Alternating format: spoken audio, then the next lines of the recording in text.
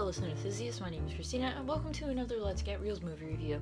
Today, I am reviewing the last Indiana Jones movie, Indiana Jones and the Kingdom of the Crystal Skull. While, yes, I do know that it is ridiculous, and it is not the most well-liked of the Indiana Jones canon, I'm still going to review it because I reviewed the last three. Kingdom of the Crystal Skull begins in 1957, and it is the height of the Cold War. You have the Americans and the Russians just in a giant worldwide pissing match. And Indiana Jones is, of course, sucked into this Cold War stuff, just as like he has been caught up in all of these world affairs throughout the series so far. And he is brought to a warehouse along with his partner Mac, and by the Russians under the command of this woman, I don't know, Spalko, who is just absolutely crazy. She wants something from this warehouse that the United States Army had found in the Roswell crash in '47. All he knows is that it had to deal with aliens, and Spalko knows that Indy had been there, but Indy's like, look, we were taken there, we weren't told what we were doing at all, and they wanted us to just go in and look at things but with no context. So he figures out that what they're looking for is magnetized, and he has one of the soldiers take out gunpowder, and he pushes it off into the air, and it goes towards where they need to find whatever it is they're looking for. When they find what they're looking for, it is a carcass of an alien, or the body of an alien, with this crystal skull underneath its flesh. And in true Indiana Jones fashion, after the bad guys find what they want, he tries to get away, and he does, and he winds up running out into the desert and coming upon this neighborhood, but he's quick to find out that the neighborhood is all fake, all the people are fake, and they're all mannequins spread about, and it's actually a testing site for a nuclear weapon.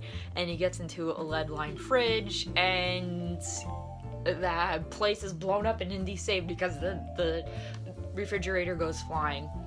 Anyway, because of him doing this thing for the Russians, being kidnapped by the Russians, and Mac turning out to be a double agent for them, the government automatically thinks that Indy has been working for the Russians, which everybody's telling them, all the agents, that that's absurd, that Indy would never ever work for the bad guys. He's the one who's going and fighting the bad guys, and he's kicked out of his school because everybody is just seeing red, the communist scare. Indy is approached by a young kid named Mutt, and he said that his mother had sent him to find Indy because she needs help looking for their friend Oxley. Oxley had been a friend of Indiana Jones when they were in college, and then Ox, as he's called by Mutt, was really good friends with Mutt's mom, and pretty much helped to raise Mutt. And as they're talking and Mutt's telling Indy everything, two Russian agents come and they have to get away.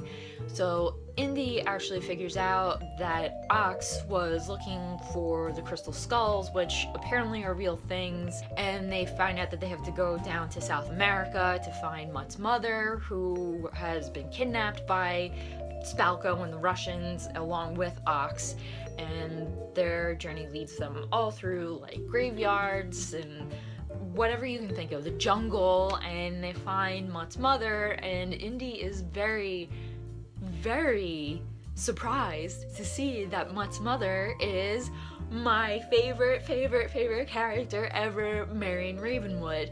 And you come to find out who Mutt is and all of that nonsense with the relationship.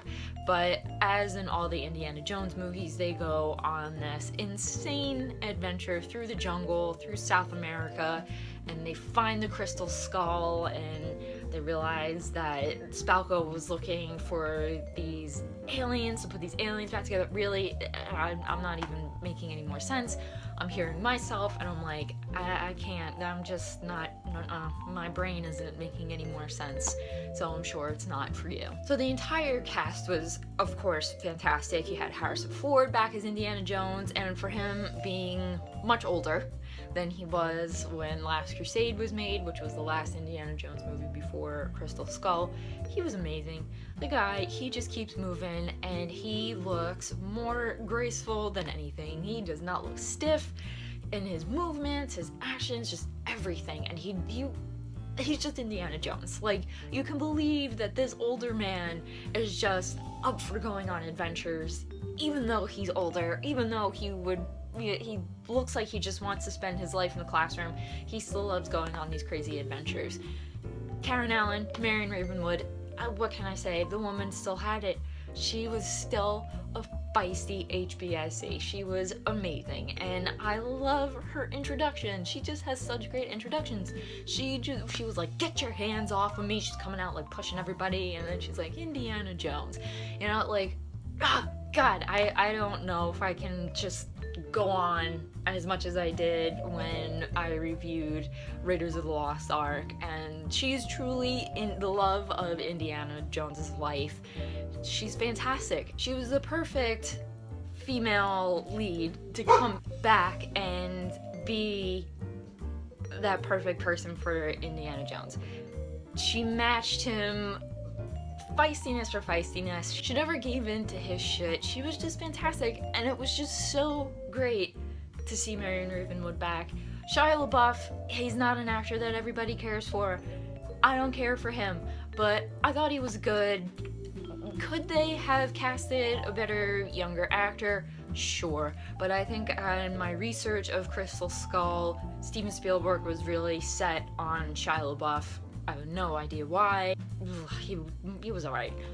Cate Blanchett plays Ernest Spalko. I love that woman. I love that woman as an actress. She could just literally do anything. I mean, this was like a kitschy role in a kitschy movie, but she was so perfect. I loved her. She had that like coldness and deadness behind her eyes and just in her mannerisms. Like, that's, you know, like the stereotypical Russian woman or Russian person, and oh god, she was like 110%.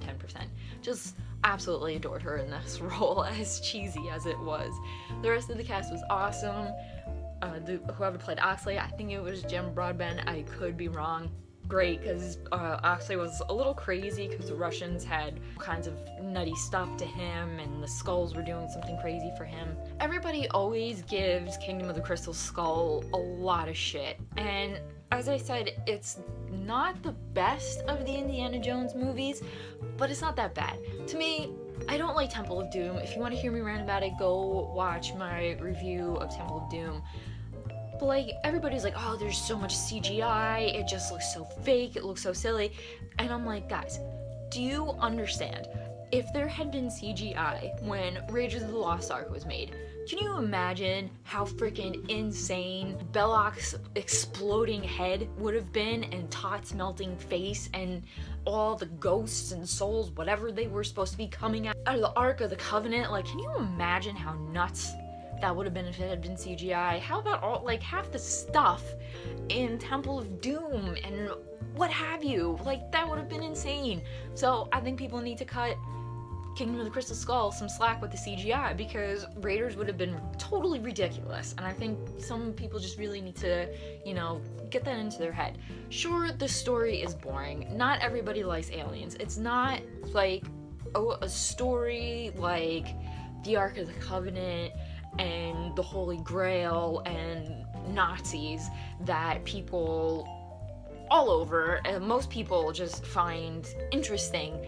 You know, aliens are like, you know, it's like reserved stereotypically for like nerds and science geeks and things like that. And the whole thing with like in Temple of Doom with these rocks in India, it just wasn't like universal stories.